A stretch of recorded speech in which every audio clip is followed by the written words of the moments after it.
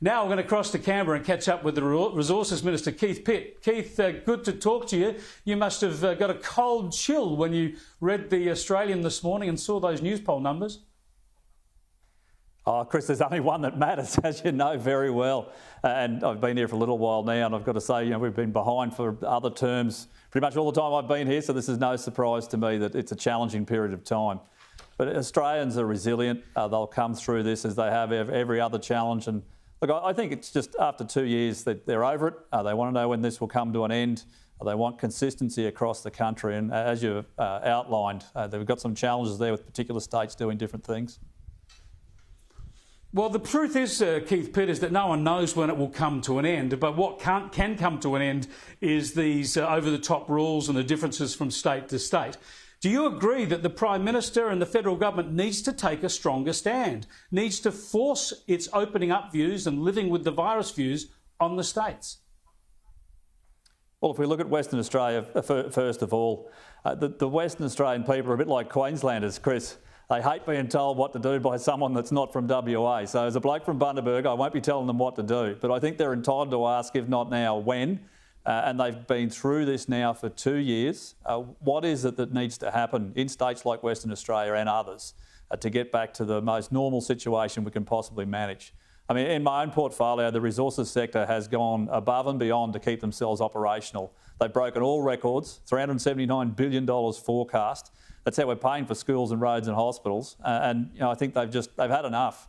They've been doing very extensive rosters, 14-day and 28-day swings because they need to. And now we're seeing some shortfalls in workforce that makes it even more challenging, and there's maintenance to do soon.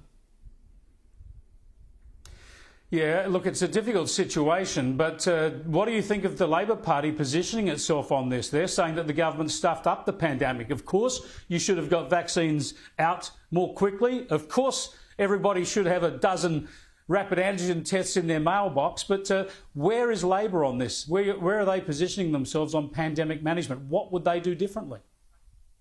Oh, Albo's the hindsight champion. I mean, this is a guy that was supportive at the time and now is not, has been supportive of the resources industry, and then he isn't, and then he's back again. Look, what terrifies me is if an Albanese-led government wins in an alliance with the Greens, what that will do to our country. And I think that would be incredibly difficult. Now, they're not putting up any alternative policies. They're playing a small target as we lead towards the election. That's no real surprise to me. But I think people will be onto them. They know that they just won't do what they say they will. And once again, Australia will be in a far worse position under an Albanese-led government. Now, we've come through this in a pretty good position. There have been a number of tragedies, Chris. There has. A lot of people have been directly affected. But it's a strong position for our country. Our economy is incredibly strong. Big parts of it are doing incredibly well, and we need to keep pushing through. Yeah, look, the Greens make no secret of it. They're going to be effectively in a coalition with Labor, and to me that rings true whether there's a big majority in the lower house or not, because Labor will need the Greens in the Senate to get anything through. So, of course, Labor will be pushed to do more on climate if they form government. We saw that last time Labor formed government with Julia Gillard. But on your own side of politics, a large part of the reason you're in such strife, of course, is the fracturing of the Conservative vote. You've got the Liberal Democrats, you've got Pauline Hanson, you've of course got Clive Palmer entering the fray now.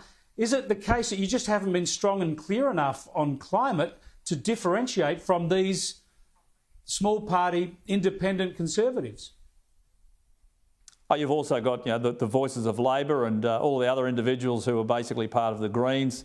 There'll be any number on the ticket, as you know, but the fundamentals don't change here, Chris. A vote for anyone other than the coalition means a Labor-led, Albanese-led government. Now, look, I acknowledge that we've got people out there that are frustrated. They're generally our supporters, and we're doing our best and our utmost to deliver what's important to them. But I'll come back to what matters to my people, and that is it's around cost of living, it's around ensuring their safety and security, it's around making sure they've got a job next week. That's what matters to them. It's not the things that are being put forward by Mr Albanese.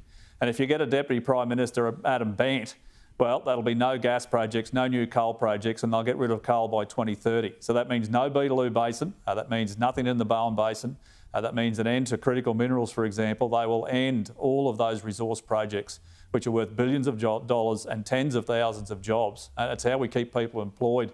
And for every mum and dad that's out there looking for an opportunity for their kids, well, there's a job for them in the resources sector, but not under a Greens Labor alliance.